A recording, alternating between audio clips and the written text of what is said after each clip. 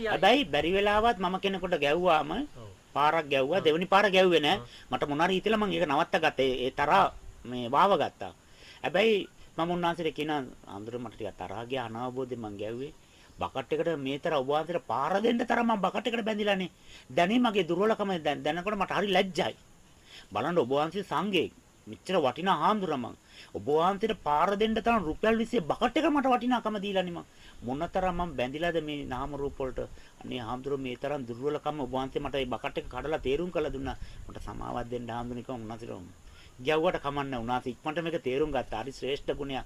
නෑ නෑ හාමුදුරුවෝ මං සමාව දෙන ඔබ වහන්සේට. ප්‍රශ්නයක් නෑ කියලා උන්වහන්සේ අදවතින් සමාව දුන්නොත්. මම අදවතින් සමාව ගත්තා. දැන් මගේ අණුවල අර රෙකෝඩ් එක මැකෙනවා.